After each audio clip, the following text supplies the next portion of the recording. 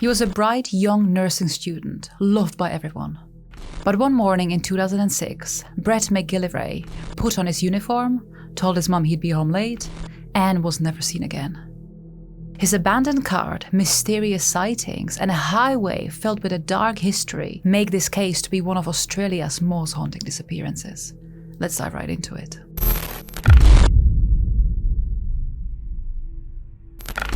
Brett Rohan McGillivray was born in 1979 and raised in Wongan Hills, which is a rural town in Western Australia. In 1995, his family relocated to Perth because they wanted to explore broader opportunities that a bigger city would provide them with, and it would turn out that their choice would give them exactly that. From a young age, Brett was known for his outgoing personality. He was very sociable, and so over the years, he would build himself this large circle of friends. Brett also loved playing all sorts of sports like tennis, basketball, and even water polo.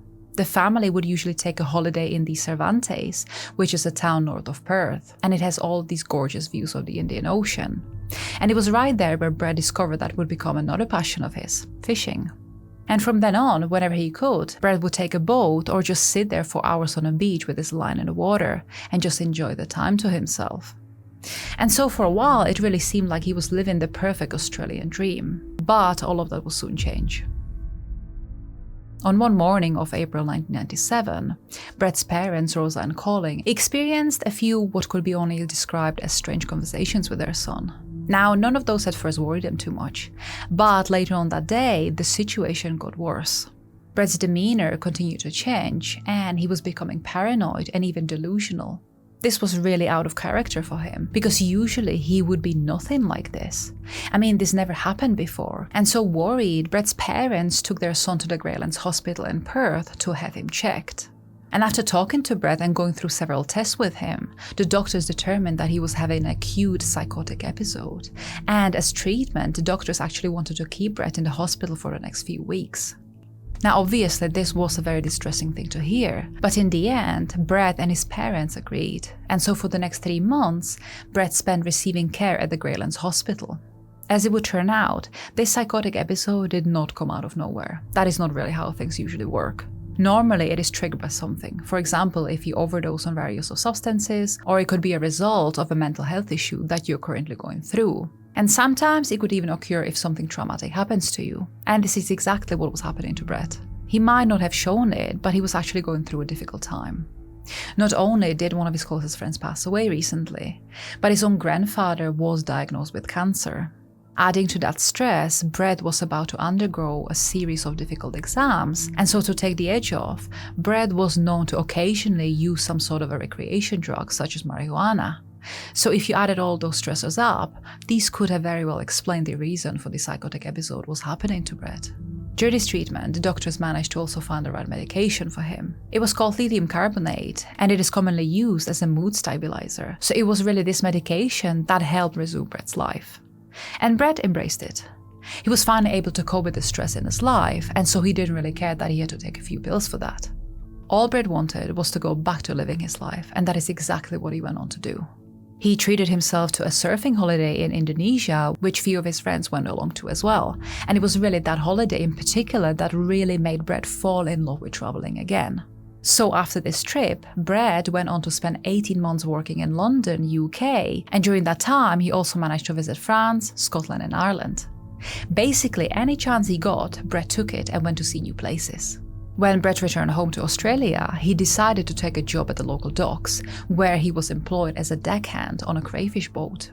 And during this time, whenever he could, Brett would continue on with his adventures, going on all sorts of trips and hikes with his friends around Australia. And eventually, Brett saved enough of money to go on a holiday around the USA, but unfortunately, this trip did not go as well as Brett would have hoped for.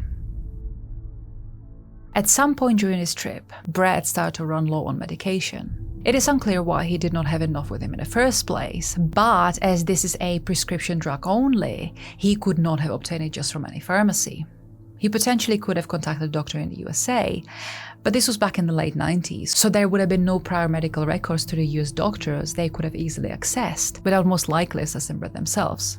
Some other sources say that Brett actually did have another prescription with him, but since his psychotic episode only happened at one time, Brett could have thought that maybe he was now cured, and instead of filling his new prescription, he decided to cut down on his meds and ration the ones he already had.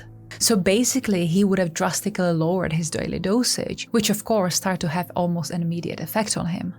And so not longer after that, Brett suffered yet another psychotic episode. This obviously massively disappointed the young man, and so really saddened by how things panned out in the States, he called his parents, telling them about what had happened and informing them that he wanted to come home as soon as possible. But unfortunately for Brett, he was in no state to travel, especially such a long distance, and so instead he had to visit a doctor in the States and began his treatment there. Now I can only imagine how stressful and probably scary that must have been. Experiencing all these paranoid thoughts, being so far away from your loved ones and in a country where the system is so very different to the one you already know. It must have been really difficult for Brett. But he managed to persevere, and in the end, with the proper care and meds he needed, he was able to overcome this and headed back to Australia in just 3 weeks. When Brett was finally home, he made a radical decision. Because of what happened to him, and inspired by the staff at Greylands Hospital, he really wanted to lean into those experiences and started helping others himself. So in 2004, Brett enrolled in Edith Cowan University in West Australia and began his journey on becoming a nurse. Brett really wanted to start working in the community and help patients with their mental health, and so he fully immersed himself in these studies, and he quickly became one of the most dedicated students. He absolutely loved what he was learning every day, and on top of that, he began attending several hospitals' practical placements, including the one he was treated at during his first psychotic episode, Greylands Hospital. And wherever Brett went, he was immediately liked and everyone spoke very highly of him. He was very hardworking and always willing to lend a helping hand wherever needed. Plus on top of that, he was just a really nice guy to work with. So there was just no doubt that Brett chose his discipline well and that he was sure to go far in it. But unfortunately, something entirely else was just about to happen to this young man. It was early morning of April 10, 2006, so 2 years after Brett started with his studies, and he was just putting on his nursing uniform. Brett was scheduled to work at the Bethesda Hospital in Claremont that day, as part of his placement, and before leaving the house, Brett went over to his mother and he told her that he might be home later than usual that day, so she shouldn't really worry. Rosa said okay and wished her son a good day.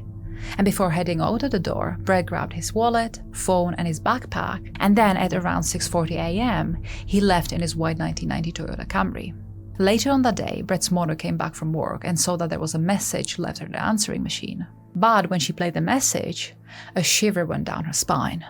The message was actually for Brett, and it was from the admin at the hospital, reminding him that if he was unable to attend his placement, he really should have let his nursing supervisor know and tell them the reason he would not be able to come in for. But after hearing this, Rosa did not think that this was the end of the world. After all, Brett was an adult, and so if for whatever reason he was not going to attend his practice, he certainly did not need his parents' permission. Or maybe, Rosa thought, the hospital made a mistake and they just did not mark Brett's attendance at all that day. So Rosa put this aside and went on to prepare some lunch for herself. But when she opened the fridge, another jolt of shock stunned her. Brett's medication was still in there, untouched. Now, Brett recently was taken religiously, so even if he forgot to take it for just one day, it did not necessarily mean that he was going to spiral straight back into another episode, but it still worried Rosa a little bit. I mean, this was the second thing that day that seemed very off about her son. But yet again, Rosa had to remind herself that Brett told her that morning that he was going to be home later that evening, and so maybe he just wanted to go see one of his friends for the day, and he would be able to clear all of this up that night when he returned back home. But then the evening came and Brett was still not back. Rosa and Colin stayed up well past their bedtime that night, but hours passed well into the early morning hours the next day, and Brett was still not there. Of course, his parents tried calling him on several occasions, but it seemed that Brett must have turned his phone off, and so nobody was really able to go through to him. After a couple of sleepless nights, it was becoming clear that Brett was probably not hanging with one of his friends, and so they decided to contact the police and report their son missing. And this is exactly where the case gets even more strange and mysterious. The investigators immediately began their work. They pulled Brett's phone records, and that's when they made their first discovery. His phone had been immediately switched off after Brett left his house. This filled everyone with a question why. Why did he have the need to do that? Was it just so that he would have a bit of a peace and quiet to himself that day? Or was the reason something else entirely? Then a few days later, another odd piece of evidence came in. Brett's parents told the investigators about their son's love for travel, so perhaps he just decided to go on one of his trips without telling anyone. So the investigators began reviewing surveillance footage from surrounding regions, and that is when they discovered something new. In a town called Ceduna, which is about 2,000 kilometers away from Perth, one piece of footage managed to capture Brett on camera. And in this piece of footage, he's seen withdrawing money from an ATM machine. So the investigators zoned in on this, and this revealed that Brett continued to do the same for the first 5 days since he left home in Perth. Because he also almost completely drained his account at that point, his parents ended up depositing more money into it, thinking that that is all their son needed. But after the April 15th, Brett made no more attempts to withdraw again. By this point, Brett's disappearance began circulating around several regions, and so more and more police stations were becoming aware of the missing man. Soon, the investigators got a call from a park ranger from the Luricha Road not too far away from Alice Springs, saying that he had spoken to Brett on a Good Friday, which would have been 4 days after he left Perth. The ranger said that Brett introduced himself to him after the ranger stopped him, and that he looked physically well. But Brett confessed that he was sleeping off-road and that he even had trouble finding his car, so maybe it was time to return home. Now, there was nothing visibly wrong with Brett, but because of how confused he was, the rangers still decided to report this to the Hermannsburg police. And this is exactly where the officers made the link to Brett's disappearance case from Perth, and so they immediately went on to set up a roadblock, but unfortunately they were too late as Brett had already left. It would take another 11 days, but on the 26th of April, the investigators would discover a very chilling clue. That is when a truck driver called in to say that he had found an abandoned vehicle, which was parked along the infamous Stuart Highway in the Attack Creek region of the Northern Territory. When the officers got there, they spotted that car, and upon closer inspection, they would determine it to be Brett's white Toyota Camry. It was parked in a truck bay, and its registration number was matched to the missing man's car. But that was not the strangest thing. The actual head-scratcher came from when the officers began inspecting the inside of the car. It would turn out that there was still a lot of petrol left in the tank, so it made no sense for it to be left abandoned. The keys were still in the ignition, and the officers also found Brett's wallet and the phone tucked away in the glove compartment. From the description of what Brett had on him on the morning of when he went missing, the only thing that was gone was his backpack. The officers were also able to determine that Brett was in Alice Springs the day earlier, on the 15th of April, because they found a receipt from a gas station there. But apart from this, there was just no sign to tell anyone where Brett might have been going. Now, there's another thing that is worth mentioning here, and that is the very location of the car was found abandoned at. The Stuart Highway is not just an ordinary road. It stretches across some of the most desolate landscapes known to Australia, and because of this, there are very few stops in between the towns that are located on it. So basically, if you run out of fuel in the wrong spot, you could be done for. And this really makes it to be one of the most dangerous highways there are. But that is not everything. Between the years 2004 and 2007, there was a large amount of strange disappearances linked to this place. And all of these happened very close to one another. Now, it has never been really confirmed, but many began to wonder if those were the works of an unknown serial killer. And to date, those disappearances remain unsolved. Shortly after discovery of Brett's car, a huge land and aerial search was launched in the Attack Creek. The police also notified both Western Australia and the Northern Territory, just in case someone might have seen something when they were passing this place by. Or maybe Brett abandoned his car and for whatever reason got into someone else's car, and so it was entirely possible that he was now much further away from the immediate area.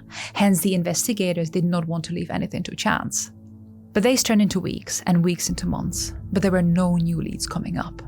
And so it began to look as if Brett just vanished into thin air. But of course, that is not how people go missing. As for Brett, to date, he still has not been found, and so we have really no idea about what happened to him or why he decided to leave Perth in the first place. But there are some speculations that are probably more true than not. First of all, he did not have his meds, so that would inevitably mean that he would get much worse and probably sooner or later would suffer from another psychotic episode. It is of course unclear how fast that would happen, but given the fact that he was seen by the ranger on the 4th of April when he was being all confused, it is likely that that was either the beginning of it or that it was not going to take much longer to happen. The fact that his car was found abandoned in such a dangerous part of Australia is also not a good sign. Remember, this would be 9 days after his last sighting, so considering he was not taking his meds, he would be 100% in a more vulnerable state. Personally, I believe he got to the point where he was extremely confused and perhaps began hallucinating. And when he parked his car along that highway and got out, he most likely wandered off too far. And then he either did not find his way back, or he just kept going further and further, and ultimately got lost completely and died of dehydration. In 2021, Brett's parents wanted his case to be featured during the 2021 Missing Persons Week. Now, this would end up happening, but even this still brought no new information or leads regarding Brett. But at least it meant that this case was still being talked about, because for years it just grew colder and colder. And even now in 2025, Brett's case is still considered to be that of a missing person. And so if anyone has any information, you can still contact Crime Stoppers either online or by dialing 1-800-333-000. Brett's case is definitely one of Australia's most enduring mysteries. His family obviously still hopes that one day Brett will be found alive. But I think that they should know either way whether Brett is still somewhere out there or if he's indeed now gone. Not knowing must be the hardest part, and so I really hope that in one way or another they finally can find their closure.